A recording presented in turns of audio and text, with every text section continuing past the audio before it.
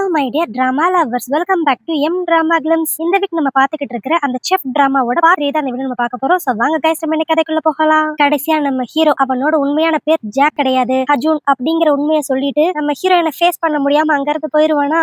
அதுக்கடுத்து கொரியால இருக்கிற பிரச்சனை எல்லாத்தையும் சால்வ் பண்ணுங்கிறதுக்காக இப்ப ஃபிளைட் ஏறி கொரியா போலான்ட்டு வெயிட் பண்ணிக்கிட்டு இருப்பான். அப்படி அவன் ஏர்போர்ட்ல வெயிட் பண்றப்ப ஒரு குட்டி பையன் விளையாண்டுகிட்டு இருக்கதை அவன் பாப்பான். இதை பார்த்த உடனே நம்ம ஹீரோக்கு அவனோட சின்ன வயசு ஞாபகம் வரும். அவனுக்கு ஒரு 10 வயசு இருக்கிறப்ப அவங்க அம்மா அவனை கூப்பிட்டுட்டு கொரியால இருந்து பிலிப்பைன்ஸ் கிளம்பிக்கிட்டு இருப்பாங்க. அப்ப நம்ம ஹீரோ அப்படியே அவங்க அம்மா கிட்ட, ஏமா நம்ம இந்த ஊரை விட்டு ஓடுறோமா அப்படின்ட்டு ஒரு மாதிரி சோகமா கேட்பான். ஆனா அதுக்கு அவங்க அம்மா, இல்லப்பா நம்ம கொஞ்ச நாள் பிலிப்பைன்ஸ்ல இருப்போம், அதுதான் எல்லாருக்கும் நல்லது, அதுவும் மெயினா நம்மளுக்கு யாராலையும் அங்க எந்த ஒரு ஆபத்தும் வராது அப்படிங்கிற மாதிரி அவங்க அம்மா சொல்லுவாங்க. ஆனா பிலிப்பைன்ஸ் போனக்கடுத்தும் அவங்க அம்மாக்கு ஏதோ ஒரு பெரிய விஷயத்த மிஸ் பண்ற மாதிரியே ஒரு ஃபீல் இருக்கும். அப்ப உடனே அப்படியே அவங்க அம்மா யாருக்கோ போன் பேசுவாங்க. இந்த சவுண்ட் நம்ம ஹீரோக்கும் கேட்கும். அவன் நம்ம அம்மா யார் கூடடா பேசுறாங்க அப்படின்ட்டு ஓரமா நின்னு கேட்டுக்கிட்டு இருப்பான். அப்ப அவங்க அம்மா போன்ல, நாங்க இங்க பிலிப்பைன்ஸ் வந்துட்டோம், நீங்க எப்ப எங்களை தேடி வர போறீங்க அப்படின்ட்டு நம்ம ஹீரோவோட அப்பா கிட்ட பேசுவாங்க. ஏன்னா நம்ம ஹீரோவோட அம்மா வந்து அவருக்கு செகண்ட் ஒய்ஃப் தான். அந்த ஃபர்ஸ்ட் ஒய்ஃப்க்கு பயந்துகிட்டு தான் நம்ம ஹீரோவும் அவங்களோட அம்மாவும் இப்ப பிலிப்பைன்ஸ்க்கே வந்திருப்பாங்க போல. அது மட்டும் இல்லாம இங்க வந்து இவங்களை ஸ்டே பண்ண வைக்கணும் அப்படிங்கிற பிளானே நம்ம ஹீரோவோட அப்பாவோட தான். அதனால அவங்க அம்மாவும், இங்க எப்ப எங்களுக்காக வருவீங்க, எனக்கு என்னமோ இங்க நடக்கிறதெல்லாம் பார்த்தா சரியாவே இல்ல, நம்ம ஒன்னும் சீக்ரெட் லவ்வர்ஸ் கிடையாது, நான் உங்களோட செகண்ட் ஒய்ஃப் தானே, நான் உங்ககிட்ட இருந்து காசு பணத்தை எல்லாம் கேட்கல, எங்க கூட இருங்கன்னு தான் கேக்குறேன் அப்படிங்கிற மாதிரி அவங்க அம்மா போன்ல நம்ம ஹீரோட அப்பா கிட்ட பேசிக்கிட்டு இருப்பாங்க. ஆனா இதெல்லாம் கேட்ட நம்ம ஹீரோக்கு நல்லாவே தெரிஞ்சிருச்சு, ஓகே அப்பாவை அம்மா மிஸ் பண்றாங்க, அதனாலதான் சோகமா இருக்காங்க அப்படின்ட்டு அவனும் சோகமாக ஆரம்பிச்சிருவான். அதுக்கடுத்து அப்படியே அடுத்த நாள் இப்ப பிலிப்பைன்ஸ்ல நம்ம ஹீரோவை ஒரு ஸ்கூல்ல சேர்த்துருவாங்க. அந்த வீட்டு டிரைவர் தான் நம்ம ஹீரோ போய் பிக் பண்றது டிராப் பண்றது எல்லாம் பண்ணுவாரா. அப்ப அவர் நம்ம ஹீரோ சோகமா இருக்கிறத பார்த்துட்டு, நீ ஏன் இவ்வளவு சோகமா இருக்கிற, உன்னோட புது ஸ்கூல்ல உனக்கு ஃப்ரெண்ட்ஸ் யாரும் கிடைக்கலையா அப்படின்ட்டு கேட்க, அதுக்கு நம்ம ஹீரோ ஒரு மாதிரி சோகமா, நான் ரொம்ப நாளா பிலிப்பைன்ஸ்ல இருக்க மாட்டேன், கண்டிப்பா எங்க அப்பா எங்களுக்காக திரும்பி வருவாரு, அதனால இங்க எனக்கு ஃப்ரெண்ட்ஸ் பிடிச்சும் வேஸ்ட் தான் அப்படிங்கிற மாதிரி அந்த டிரைவர் கிட்ட சொல்லிக்கிட்டு இருப்பான். ஆனா அப்ப அந்த டிரைவர் அப்படியே, சரி நீ புதுசாலாம் யாரையும் ஃப்ரெண்ட் பிடிக்க வேண்டாம், எனக்கு இந்த ஏரியால நிறைய பேரை தெரியும், அவங்க எல்லாத்தையும் நான் மீட் பண்ண கூட்டு போறேன் அப்படின்னு சொல்லிட்டு இப்ப ஒரு ஹோட்டலுக்கு நம்ம ஹீரோவை சாப்பிட கூப்பிட்டு வருவாரு. அப்போ அங்க இருந்து ஒரு குட்டி பொண்ணு நம்ம ஹீரோ கிட்ட வந்து அப்படியே ஃப்ரெண்ட்லியா பேசுவா, இது எங்களோட ஹோட்டல் தான், இங்க சாப்பாடுலாம் நல்லா இருக்கா, உனக்கு பிடிச்சிருக்கா அப்படிங்கிற மாதிரி கேட்டுக்கிட்டு இருப்பா. ஆக்சுவலி இந்த குட்டி பொண்ணு வேற யாருமே கிடையாது, நம்ம ஹீரோயின் தான். பிலிப்பைன்ஸ்ல நான் யாரையுமே ஃப்ரெண்ட் ஆக்கிக்க மாட்டேன் அப்படின்னு சொன்ன நம்ம ஹீரோக்கு என்னவோ ஏதோன்னு தெரியல, நம்ம ஹீரோயினை ரொம்ப பிடிச்சிருக்கும். ஏன்னா அவளுமே நம்ம ஹீரோ கிட்ட நல்ல ஃப்ரெண்ட்லியா பேசுவா.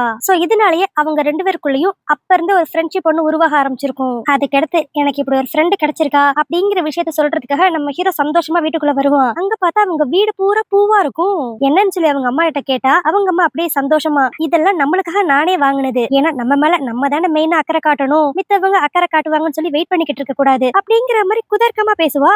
ஆனா நம்ம ஹீரோ சின்ன பையனா இருந்தனால அவனுக்கு புரியாது. ஆனா இதுவே அந்த டிரைவர் ஏதோ தப்பா இருக்கே அப்படின்ட்டு யோசிச்சுட்டு அங்க இருக்கிற வேலைக்காரி கிட்ட கேட்பான், என்னாச்சு மேடம் நீ இவ்வளவு பூ வாங்கியிருக்காங்க அப்படின்ட்டு. அப்பதான் அந்த வேலைக்காரி சொல்லுவா, மேடத்துக்கு என்னாச்சுன்னே தெரியல, திடீர்னு சந்தோஷமா இருக்காங்க, திடீர்னு கோவமா இருக்காங்க, திடீர்னு அழுகுறாங்க, அதுக்கடுத்து என்னன்னு சொல்லி பார்த்தா இவ்வளவு பூ வாங்கி வச்சிருக்காங்க, அவங்களுக்கு ஏதோ மனசளவுல பாதிப்பு இருக்குன்னு நினைக்கிறேன் அப்படிங்கிற மாதிரி அந்த வேலைக்காரி சொல்லுவா. அதுக்கடுத்து அவங்க அம்மா நம்ம ஹீரோக்காக விதவிதமா சமைச்சு வச்சிருப்பாங்க. பட் இப்பதானே நம்ம ஹீரோ நம்ம ஹீரோயினோட ஹோட்டல்ல சாப்பிட்டு வந்திருப்பான், அதனால பேருக்கு கொஞ்சம் மட்டும் சாப்பிடுவான். ஆனா அவங்க அம்மா திடீர்னு அப்படியே, நான் உனக்காக தாண்டா இது எல்லாத்தையும் சமைச்சு வச்சிருக்கேன், இந்தா சாப்பிடு சாப்பிடு அப்படின்ட்டு அவனை போட்டு கம்பல் பண்ணுவாங்க. இதனால அவனுக்கு டக்குன்னு கோவம் வந்து, அம்மா நான் தான் சொல்றேன்ல போதுன்ட்டு, உங்களுக்கு புரியாதா அப்படிங்கிற மாதிரி கத்திடுவான். இதனால அவங்க அம்மா இன்னும் ஒரு மாதிரி ஃபீல் பண்ணிட்டு, ஐயோ சாரி நான் தெரியாம ரொம்ப ஓவரா பண்ணிட்டேன் அப்படின்ட்டு அழுதுகிட்டே அங்க இருந்து போயிருவாங்க. அதுக்கடுத்து கொஞ்ச நேரம் கழிச்சு நம்ம ஹீரோ அவங்களோட அம்மாவோட ரூமுக்கு போய் அவங்க கிட்ட சாரி கேட்கலான்னு நினைப்பான். ஆனா அப்ப பார்த்தா அவங்க அம்மா ஒரு மாதிரி பித்து பிடிச்சாப்புல பால்கனி சைடு நின்னுக்கிட்டு இருப்பாங்க. நம்ம ஹீரோவும் என்னன்னு போய் பக்கத்துல பார்த்தா அவங்க அம்மா இன்னும் அழுதுகிட்டு தான் இருப்பாங்க. அப்புறம் இவன் வந்ததை பார்த்துக்கிட்டு அவங்க அம்மா அப்படியே, அம்மா லைட்டா கவலையா இருக்க அதனால தான் அழுகுற, நீ ஒன்னும் பெருசா எடுத்துக்காத அப்படின்ட்டு அவங்க கிட்ட சொல்லுவாங்க. பட் இருந்தாலும் நம்ம ஹீரோக்கு அவங்க அம்மா ஏன் சோகமா இருக்காங்க அப்படிங்கிற விஷயம் புரிஞ்சிருக்கும் போல. அதனால டக்குன்ட்டு அவங்க அம்மா கையை பிடிச்சு, அம்மா அப்பா இன்னும் இங்க வரலன்ட்டு தானே நீங்க ஃபீல் பண்றீங்க, கவலைப்படாதீங்க, அவர் சீக்கிரமே நம்மள தேடி வந்துருவாரு அப்படின்ட்டு அவன் இப்ப அவங்க அம்மாக்கு ஆறுதல் சொல்லுவான். அதுக்கடுத்து அப்படியே அடுத்த நாள் தான் காட்டுவாங்க. அந்த டிரைவர் வழக்கம் போல நம்ம ஹீரோவை ஹீரோயினோட ஹோட்டலுக்கே கூட்டு போயிருவான். ஆனா அங்க போன உடனே நம்ம ஹீரோக்கு ஃபர்ஸ்ட் மாயா கிட்ட பேசுறதுக்கு தயக்கமா தான் இருக்கும். ஆனா இதை நோட் பண்ண அந்த மாயா அப்படியே நம்ம ஹீரோ கிட்ட வந்து, நீ எதுக்கு என்னையே பாத்துக்கிட்டு இருக்க, என்ன எனக்கு ஹெல்ப் பண்ண போறியா அப்படின்னு சொல்லிட்டு அவன் கிட்ட ஒரு கேரக்டர் கொடுத்து கட் பண்ணி தர சொல்லுவா. நம்ம ஹீரோக்கு இதெல்லாம் எப்படி பண்ணணும்னே தெரியாது. பட் இருந்தாலும் மாயாக்காக அவன் செய்வான். ஆனா அதை செய்யறப்ப அவன் மைண்ட் அவ்வளவு ரிலாக்ஸிங்கா இருக்கும். ஆனா அப்ப அப்படியே அந்த மாயா பொண்ணு, நீ கொஞ்ச நேரத்துக்கு முன்னாடி சோகமா இருக்கிறத நான் பார்த்தேன், யாரான்ட்டு ஒருத்தவங்க சோகமா இருந்தாங்கன்னா அவங்களுக்கு நம்ம நல்லா சமைச்சு கொடுத்தாவே அவங்க சந்தோஷமாயிருவாங்க, அதனால பிரெட்டை வச்சு அவன் நம்ம ஹீரோக்கு ஏதோ ஒன்று சமைச்சு கொடுப்பா. ஆனா அப்ப நம்ம ஹீரோட மைண்டுக்கு வரது எல்லாமே எல்லாமே சோகமா இருக்கிற அவங்க அம்மா மட்டும்தான். அதனால வீட்டுக்கு போன உடனே அவங்க அம்மாக்கு அதே மாதிரி ஒண்ணு செஞ்சு கொடுப்பான். இப்படி பையன் தனக்காக எஃபர்ட் போடுறான் அப்படின்னு தெரிஞ்ச உடனே அவங்க அம்மா அவ்வளவு ஹாப்பியா இருப்பாங்க.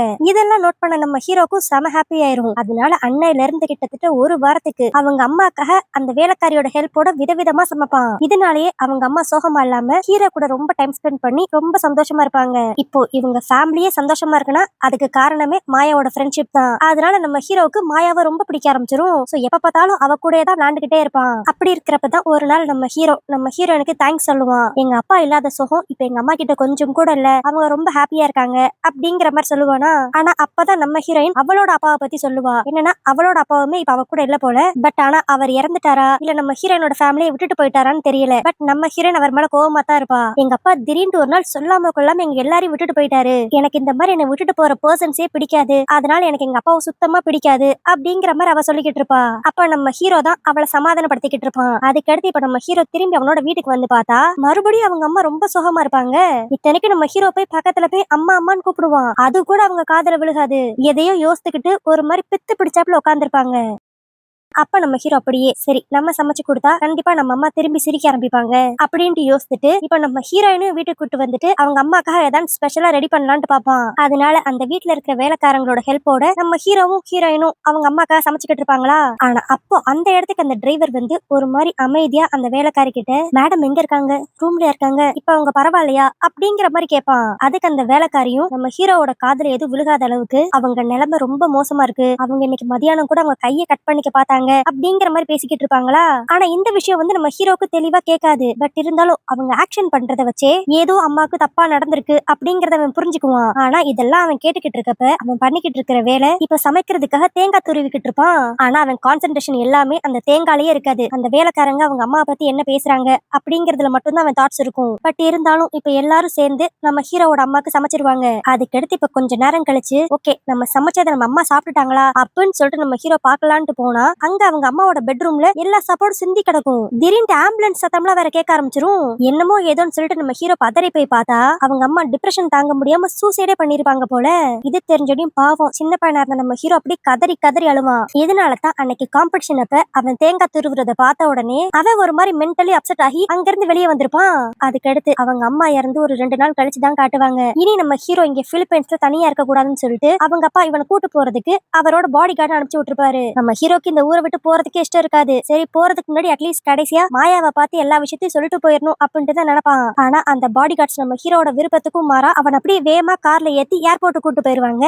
இப்போ இது எல்லாத்தையும் பிரசன்ட்ல நம்ம ஹீரோ அப்படி ஏர்போர்ட்ல உட்காந்து யோசித்து பாத்துக்கிட்டு இருப்பான். இதுவே இன்னொரு பக்கம் நம்ம ஹீரோயினை தான் காட்டுவாங்க. அவளுமே இப்ப நம்ம ஹீரோவோட உண்மையான ஐடென்டிட்டி தெரிஞ்ச உடனே அந்த பழசெல்லாம் அப்படி நினைச்சு பாத்துக்கிட்டு இருப்பா. என்னன்னா நம்ம ஹீரோ சின்ன வயசுல பிலிப்பைன்ஸை விட்டு போன உடனே இவ அழுதுகிட்டே நம்ம ஹீரோவோட வீட்டுக்கு போயிருப்பா. ஆனா அங்க போனா அந்த வேலைக்காரங்க டிரைவர் நம்ம ஹீரோ யாருமே இருந்திருக்க மாட்டாங்க. இதனால நம்ம ஹீரோ சொல்லாம கொள்ளாம போயிட்டான்னு சொல்லிட்டு நம்ம ஹீரோயின் சின்ன வயசுலயே செம்ம கடுப்பா இருந்திருப்பா. எனக்கு என்ன திடீர்னு சொல்லாம கொள்ளாம விட்டுட்டு போற பர்சன்ஸே பிடிக்காது, ஆனா அதை நீ எனக்கு பண்ணிட்டே ஹேஜூன் அப்படிங்கிற மாதிரி சின்ன வயசுல நம்ம ஹீரோயின் அழுதுருப்பா. அதை எல்லாத்தையும் இப்ப இவ யோசித்து பாத்துக்கிட்டு இருப்பா. ஆனா அப்படி இவ யோசித்து பாத்துக்கிட்டு இருக்கப்ப திடீர்னு இவளுக்கு அந்த காம்படிஷன் நடத்தின இடத்துல இருந்து கால் வரும். அவங்க டக்குன்னு கால் பண்ணி நீங்க அடுத்த ரவுண்டுக்கு செலக்ட் ஆயிட்டீங்க அப்படிம்பாங்க.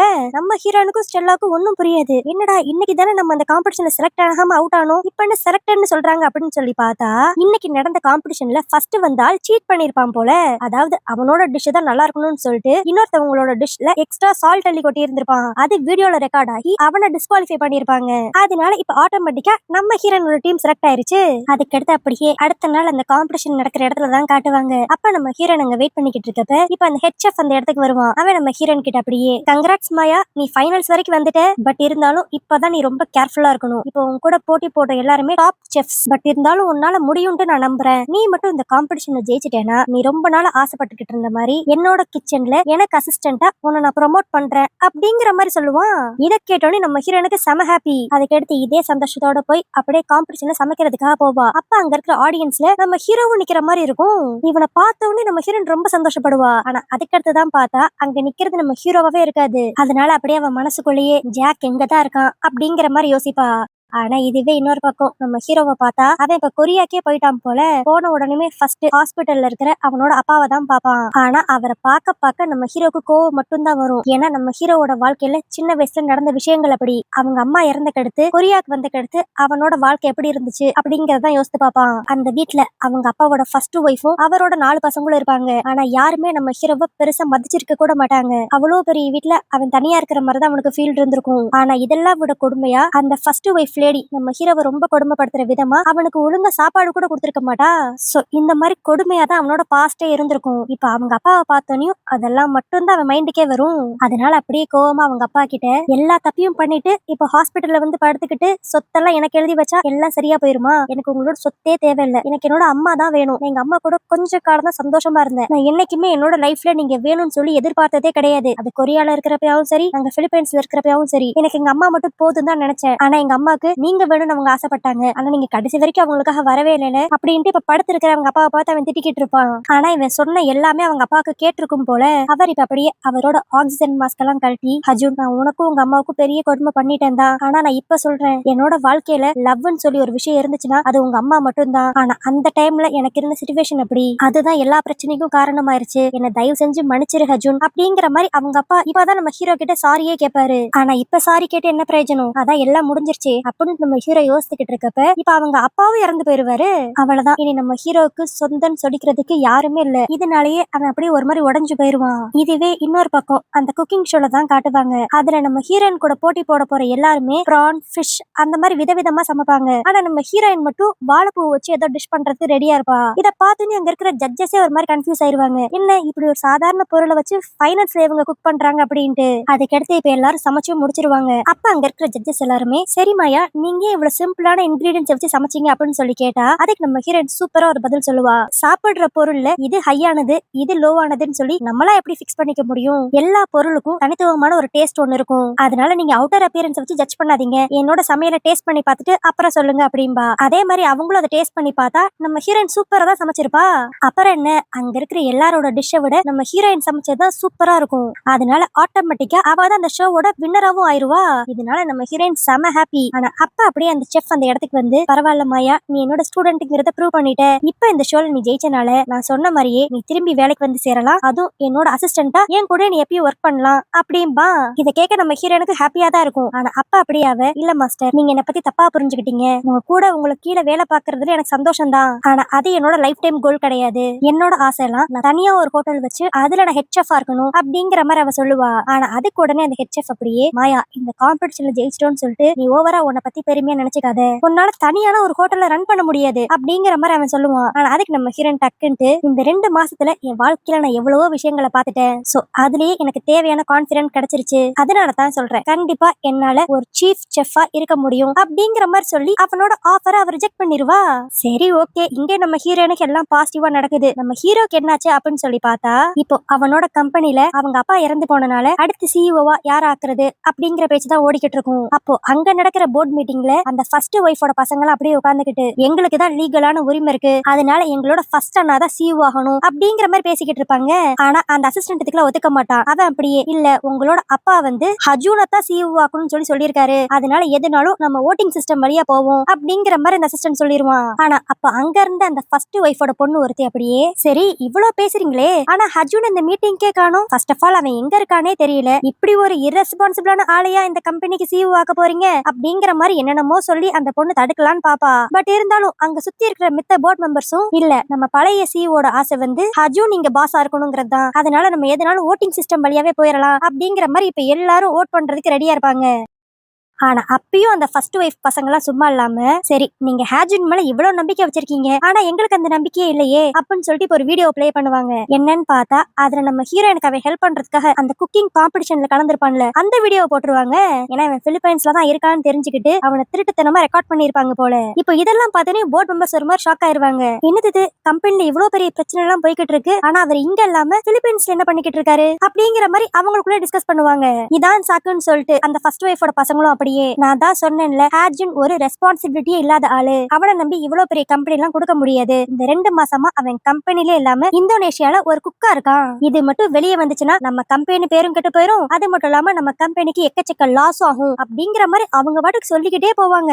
இதனால அங்க இருக்கிற போர்ட் மெம்பர்ஸ் எல்லாம் ஒரு மாதிரி அப்படியே கன்ஃபியூஸ் ஆகிட்டு இருக்கப்ப இப்ப கரெக்டா அந்த இடத்துக்கு நம்ம ஹீரோவும் வந்துருவான். இப்ப நம்ம ஹீரோ அங்க வந்த உடனே ஃபர்ஸ்ட் அங்க எல்லார்கிட்டயும் சாரி தான் கேட்பான். 2 மாசமா பர்சனல் ரீசன்ஸ்னால இங்க இல்லாம போயிட்டேன், அதுக்கு எல்லாரும் என்ன மன்னிச்சிருங்க அப்படின்னு சொல்லிட்டு இப்ப எல்லாரும் முன்னாடியும் ஏதோ சில ஃபைல்ஸ் வைப்பான். அதுல பார்த்தா இந்த கம்பெனி ஆரம்பிச்சதுல இருந்து இவங்க அப்பா அந்த போர்ட் மெம்பர்ஸ் எல்லாருக்கும் எவ்வளவு ஹெல்ப் பண்ணிருக்காரு அப்படிங்கிற எல்லா விஷயமும் டீடைலா இருக்கும். இதெல்லாம் காமிச்சு இதுலயே எங்க அப்பா உங்க எல்லாரையும் எவ்வளவு நல்லா ட்ரீட் பண்ணிருக்காருன்னு தெரியும் அப்படிங்கிற மாதிரி நம்ம ஹீரோ சொல்லுவான். ஆனா அதுக்கு அப்படியே அந்த ஃபர்ஸ்ட் ஒய்ஃபோட பொண்ணு, சரி இப்ப இதெல்லாம் நீ எதுக்கு சொல்லிக்கிட்டு இருக்க, நீ என்னதான் பழைய விஷயங்களை பத்தி பேசினாலும் இப்ப நீ ரீசெண்டா பண்ண தப்பா மறைக்க முடியாதுல அப்படின்ட்டு நம்ம ஹீரோ இந்தோனேஷியால போய் 2 மாசம் இருந்ததே தான் இவ தப்புங்கிற மாதிரி சொல்லிக்கிட்டு இருப்பா. ஆனா அப்ப நம்ம ஹீரோ அப்படியே, ஆமா நீங்க சொல்றது ரொம்ப கரெக்ட் தான், இந்த 2 மாசமா நான் பொறுப்பு இல்லாம நடந்துகிட்டேன் தான், அதனால இந்த எலெக்ஷன்ல இருந்து நானே வாபஸ் வாங்கிக்கிறேன் அப்படிங்கிற மாதிரி நம்ம ஹீரோ சொல்லிடுவான். இதை கேட்டோன்னு இந்த அசிஸ்டன்ட்க்கு ஒரு மாதிரி ஷாக் ஆயிரும். ஆனா நம்ம ஹீரோ அதோட அப்படியே நிப்பாட்டாம எனக்கு பதிலா நான் என்னோட அசிஸ்டன்ட்ட இந்த எலெக்ஷன்ல நிக்க வைக்கிறேன் அப்படின்பா. இதை கேட்டோன்னு அங்க இருந்து எல்லாருமே அப்படியே ஷாக் ஆயிருவாங்க. ஆனா அதுக்கடுத்து நல்லா டிஸ்கஸ் பண்ணி பார்த்தா அந்த அசிஸ்டன்ட்டுக்கும் இந்த எலெக்ஷன்ல நிக்கிறதுக்கு உரிமை இருக்கு. ஏன்னா அவனுக்குமே கொஞ்சம் ஷேர்ஸ் இந்த கம்பெனில இருக்கும் போல. ஆனா இதுக்கு ஆப்வியஸா அந்த ஃபர்ஸ்ட் ஒய்ஃபோட பசங்க ஒத்துக்கவே மாட்டாங்க. ஆனா அப்ப நம்ம ஹீரோ அப்படியே, இந்த கம்பெனியோட முன்னாள் சிஇஓ, அதாவது எங்க அப்பா, நான் சிஇஓ இருக்கணும்னு ஆசைப்பட்டாரு. ஆனா என்ன கேட்டீங்கன்னா என்னை விட இந்த கம்பெனியை உண்மையிலே பொறுப்பா பாத்துக்க கூடிய தகுதி என்னோட அசிஸ்டன்ட்டுக்கு தான் இருக்கு. அதனால அவனும் இந்த எலெக்ஷன்ல நிக்கட்டும், உங்களோட ஓட்டு நீங்க யாருக்கு போடுறீங்களோ போட்டுக்கோங்க அப்படிங்கிற மாதிரி நம்ம ஹீரோ இந்த போர்ட் மெம்பர்ஸ் கிட்ட சொல்லிடுவான். சரி இந்த போர்ட் மெம்பர்ஸ் எல்லாம் அந்த அசிஸ்டன்ட்டுக்கு ஓட் போட மாட்டாங்க அப்படின்னு சொல்லி நினைச்சா அவங்க எல்லாரும் நம்ம ஹீரோவோட அப்பாக்கு மரியாதை தெரிவிக்கிற விதமா இப்போ ஹீரோவோட முடிவை அக்செப்ட் பண்ணிட்டு அந்த அசிஸ்டன்ட்க்கே நிறைய பேர் ஓட் பண்ணிடுவாங்க. இதனால இப்ப அந்த கம்பெனியோட சிஇஓவே அந்த அசிஸ்டன்ட்டா மாறிடுவான். அதுக்கடுத்து இந்த கம்பெனி பிரச்சனை எல்லாத்தையும் முடிச்சிட்டு நம்ம ஹீரோயின் வின் பண்ண வீடியோ தான் பாத்துக்கிட்டு இருப்பான். இப்போ நம்ம ஹீரோயின் ஜெயிச்சனால நம்ம ஹீரோக்கு செம ஹாப்பி. இதே சந்தோஷத்தோட நம்ம ஹீரோயினுக்கு கால் பண்ணா போன் சுவிட்ச் ஆஃப்னு வரும். சரின்னு சொல்லிட்டு இப்ப ஸ்டெல்லா கால் பண்ணா அவ எடுத்தோடனே நம்ம ஹீரோவை கலாய்ப்பா. நான் ஜாக்லின் கூப்பிடுறதா இல்ல ஹஜுன்னு கூப்பிடுறதா? சோ நான் ஆரம்பத்திலேயே கெஸ் பண்ண மாதிரி நீ ஒரு பெரிய பணக்காரன் தான், ஆனா அது எல்லாத்தையும் எங்க கிட்ட மறைச்சிட்டேல. சரி விடு, பழசெல்லாம் பேசி நான் டைம் வேஸ்ட் பண்ண விரும்பல. நீ மாயாக்காக தான் எனக்கு கால் பண்ண, பட் ஆனா மாயா இப்ப இங்கே இல்ல, பிலிப்பைன்ஸ்ல இருக்கா அப்படின்ட்டு ஸ்டெல்லா சொல்லுவா. என்னன்னு பார்த்தா நம்ம ஹீரோயின் இப்ப ஆசைப்பட்ட மாதிரியே ஒரு பெரிய செஃப் ஆயிட்டா. அதனால தன்னோட சொந்த கண்ட்ரியிலே போய் வேலை பார்க்கணும்னு சொல்லிட்டு இப்ப பிலிப்பைன்ஸ் போயிருப்பா. அங்க இப்ப ஒரு பெரிய காம்படிஷன்ல ஜெயிச்சனால அங்க இருக்கிற ரிப்போர்ட்டர்ஸ் எல்லாரும் ஒரு பேட்டி எடுத்துக்கிட்டு இருப்பாங்க. இதெல்லாம் ஃபீல் பண்ண நம்ம ஹீரோயினுக்கு அவ்வளவு ஹாப்பியா இருக்கும். அப்ப திடீர்னு ஒரு டாய் கார்ல ஒரு பொக்கே ஒண்ணு வரும், கூடவே ஒரு லெட்டரும் இருக்கும். இந்த டாய் காரை பார்த்த உடனே நம்ம ஹீரோயின் கண்டுபிடிச்சிருவா இதை அனுப்பிச்சது நம்ம ஹீரோ தான் அப்படின்ட்டு. இப்ப அப்படியே அந்த லெட்டர் ஓபன் பண்ணி பார்த்தா அதுல நம்ம hero, Maya first of all நான் உன்கிட்ட சாரி கேட்டுக்கிறேன். என்னோட பாஸ்ட பத்தி உன்கிட்ட சொல்லாததுக்கு காரணமும் என்னோட சைல்ட்ஹுட்ல வெறும் சந்தோஷமான மூமெண்ட்ஸ் மட்டும் இல்ல, உன் கூட நான் என்னதான் பிலிப்பைன்ஸ்ல கொஞ்ச நாள் சந்தோஷமா இருந்திருந்தாலும் அதே பிலிப்பைன்ஸ்ல தான் நான் எங்க அம்மாவை இழந்தேன். சோ உன்கிட்ட என்னோட சைல்ட்ஹுட் பத்தி நான் சொல்ல வரலாம்னு நினைக்கிறப்பெல்லாம் எனக்கு எங்க அம்மாவை பத்தின ஞாபகங்கள் தான் வந்துச்சு. அதனாலயோ என்னவோ நான் என்னோட பாஸ்ட பத்தி உன்கிட்ட பேசவே இல்ல. மித்தபடி உன்னை ஏமாத்தணுங்கிற எண்ணம் எனக்கு கிடையாது. ஐ எம் சாரி மாயா அப்படிங்கிற மாதிரி அந்த லெட்டர்ல எழுதியிருப்பான். இப்போ இதெல்லாம் படிச்சு பார்த்தோன்னே நம்ம ஹீரோயினுக்கு அவன் மேல இருந்த கோவம் கொஞ்சோண்டு லைட்டா குறையும். அதனால இப்ப அவன் வர சொன்ன இடத்துக்கு அவனை மீட் பண்றதுக்காக நம்ம ஹீரோயின் போவாளா. அங்க போனா இப்ப மறுபடியும் நம்ம ஹீரோ ஒரு பொக்கேவை கொடுத்து, மாயா 20 வருஷத்துக்கு முன்னாடி நான் உன்கிட்ட செஞ்சு கொடுத்த ப்ராமிஸை பிரேக் பண்ணிட்டேன். உன்கிட்ட சொல்லாம கொள்ளாம நான் பிலிப்பைன்ஸை விட்டு போயிட்டேன். அதுக்கான பிராய்ச்சித்தமா நீ சின்ன வயசுல ஆசைப்பட்ட குக்கிங் ஸ்கூலுக்கே இப்ப நான் உன்னை திரும்பி கூட்டு வந்திருக்கேன். இனி நான் உன்னை விட்டு எங்கேயும் போக மாட்டேன். தயவு செஞ்சு என்ன மன்னிச்சு என்னோட சாரி அக்செப்ட் பண்ணிக்கிட்டு என்னோட லவ் யூ நீ ஏத்துக்குவியா அப்படிங்கிற மாதிரி நம்ம ஹீரோ கேட்பான். நம்ம ஹீரோயினுக்கு ஸ்டார்டிங்ல இவன் மேல கொஞ்சம் கோவம் இருந்திருக்கும் தான். ஆனா இவன் இந்த உண்மையை சொல்லாததுக்கு காரணம் எல்லாமே சின்ன வயசுல இவனுக்கு நடந்த பிரச்சனைகள் அப்படிங்கறது புரிஞ்சுக்கிட்ட நம்ம ஹீரோயின் இப்ப அப்படி ஸ்ட்ரைட்டா நம்ம ஹீரோ கிட்ட, நீ என்னோட வாழ்க்கையில மறுபடியும் வந்தனாலதான் என்னோட வாழ்க்கையில நான் நிறைய சாதிச்சேன். இன்ஃபேக்ட் தைரியமா நான் நிறைய முடிவு கூட எடுத்தேன். சோ இதே தைரியம் எனக்கு காலம் பூரா வேணும்னு நான் ஆசைப்படுறேன் அப்படிங்கிற மாதிரி சொல்லி அவளும் நம்ம ஹீரோவோட லவ் அக்செப்ட் பண்ணிக்குவா. ஏன்னா இவன் ஜாக்கா இருந்தப்பே நம்ம ஹீரோனுக்கு இவனை ரொம்ப பிடிச்சிருக்கும் தான். இதுல இவளோட சின்ன வயசு ஃப்ரெண்ட் இவன் தான் அப்படிங்கிறது தெரிஞ்சனையும் நம்ம ஹீரோனுக்கு இவன் மேல இன்னும் லவ் கூடிரும் போல. அதனால அதே இடத்துல வச்சு அவங்க 2 பேரும் அவங்க லவ் எக்ஸ்பிரஸ் பண்ணி ஒன்னு சேர்ந்துருவாங்க. சோ இந்த மாதிரி ஒரு ஹாப்பி எண்டிங்கோட இந்த டிராமா இங்க முடியுது. இந்த கதை உங்களுக்கு பிடிச்சிருந்துச்சுன்னா லைக் பண்ணுங்க, ஹைப் பண்ணுங்க, உங்க ஃப்ரெண்ட்ஸ் எல்லாருக்கும் ஷேர் பண்ணிருங்க. மறக்காம இன்ஸ்டாகிராம்ல என்ன ஃபாலோ பண்ணிருங்க. இதே மாதிரி வேற ஒரு கதையோட வேற ஒரு வீடியோல வந்து உங்க சந்திக்கிறேன். அது வரைக்கும் பை.